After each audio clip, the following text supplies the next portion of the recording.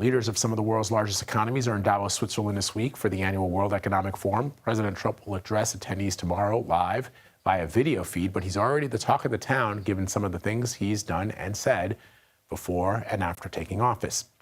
CBS News national security contributor Samantha Vinograd is live in Davos for us this morning to talk about this. Sam, what is the significance of the World Economic Forum for people who might be wondering?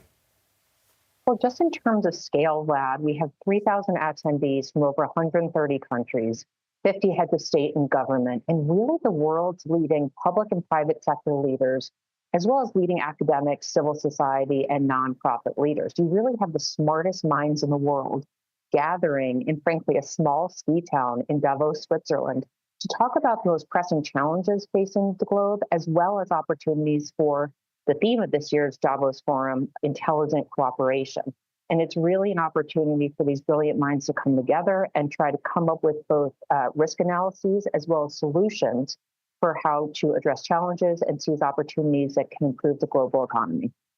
So what are some of the challenges at the top of the list for this year's summit, Sam? Well, there's a few that are frankly on everybody's lips right now. One, Vlad, won't surprise you, and that is the unpredictability of President Trump. For example, the German chancellor earlier in the forum mentioned that predictability and reliability are, friends to the global economy. And every conversation I've had here has been dominated by questions related to what is President Trump really doing and what's he going to do next? So there's a deep concern about unpredictability.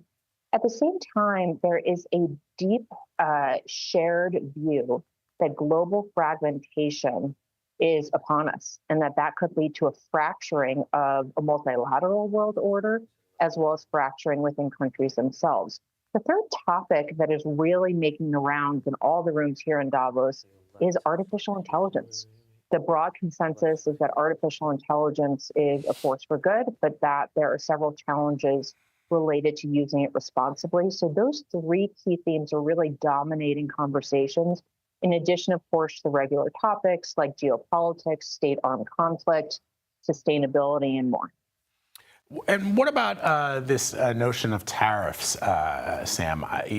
That's something that the president he campaigned on that. He's now already suggested and highlighted that he plans to impose some tariffs on Mexico and Canada. And oftentimes it feels as if people don't really understand how tariffs work. The goods that are coming into the United States, those tariffs are applied, as you know, at the ports of entry. And those people who are collecting those goods and then selling them to Americans are the ones that are going to raise the prices for those goods because they're now losing money. It's not the countries who are exporting those commodities.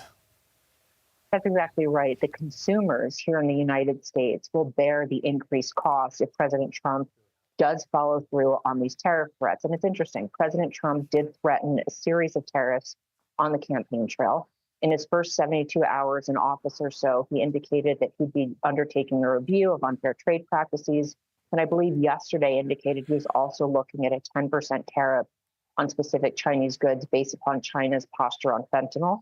He also indicated he'd be making a decision on tariffs in early February. So folks here in Davos are expecting tariffs, but based upon the kind of wildly divergent statements the president has been making, it's a little bit of head spinning trying to understand where he's really going with this.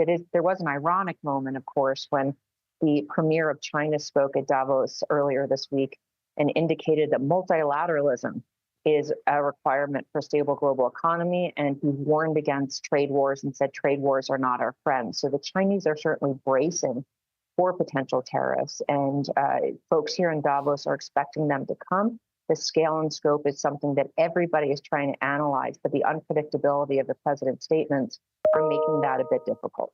Yeah, indeed. Sam Vinograd for us from Davos, Switzerland. Sam, thank you very much. Appreciate it. Thanks, Vlad.